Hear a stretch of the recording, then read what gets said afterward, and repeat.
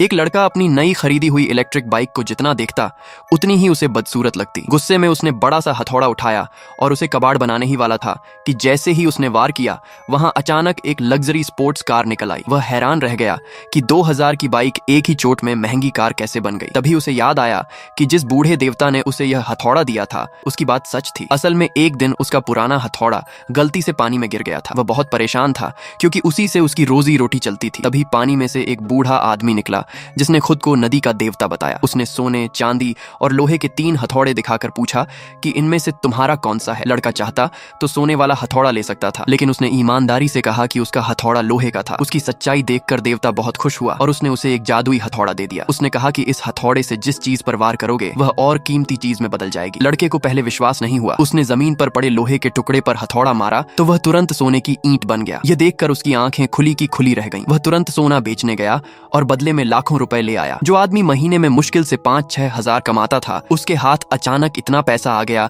कि उसे सपना लगने लगा। तभी सामने एक महंगी कार आकर रुकी। उसमें से एक अमीर पति पत्नी उतरे। उन्होंने लड़के को गंदे कपड़ों में बाइक पर बैठे देखा और उसे गरीब समझकर मजाक उड़ाने लगे। बोले, अगर इसने हमारी गाड़ी को छू भी दिया तो इसकी सारी जिंदगी लग जाएगी नुकसान भरने में। उनकी बातें सुनकर लड़का बहुत नाराज हुआ। उसने गुस्से में अपनी बाइक पर हथौड़ा मार दिया, लेकिन इस बार बाइक सोना नहीं बनी बल्कि एक शानदार स्पोर्ट्स कार बन गई। तब उसे समझ आया कि यह हथौड़ा सिर्फ सोना नहीं बनाता बल्कि किसी भी चीज को उससे ज्यादा कीमती चीज में बदल देता है। जब वही अमीर पति पत्नी खाना खाकर लौटे तो उन्होंने देखा कि लड़का अब लग्जरी कार के पास खड़ा है। वे दोनों हैरान रह गए। लड़के ने भी उन्हें उसी अंदाज में कहा कि दूर रहो, अगर मेरी कार को खरोंच लग गई तो तुम भरपाई नहीं कर पाओगे। घर लौटकर उसने सोचा कि अब कुछ और आजमाया जाए। उसने घर की एक साधारण पत्थर जैसी चीज मेज पर रखी और उस पर हथौड़ा मारा। देखते ही देखते वह कबूतर के अंडे जितना बड़ा हीरा बन गया। वह तुरंत जौहरी के पास गया। जौहरी ने कहा कि इतना बड़ा हीरा हो तो शहर के बीचों बीच बड़ा फ्लैट खरीदा जा सकता है। उसने 5 लाख रुपए देकर वह हीरा खरीद लिया। पैसे लेते समय लड़के ने सुना कि जौहरी किसी बड़े अमीर आदमी से फोन पर बात कर रहा था। सामने वाला कह रहा था कि उसे इलाज के लिए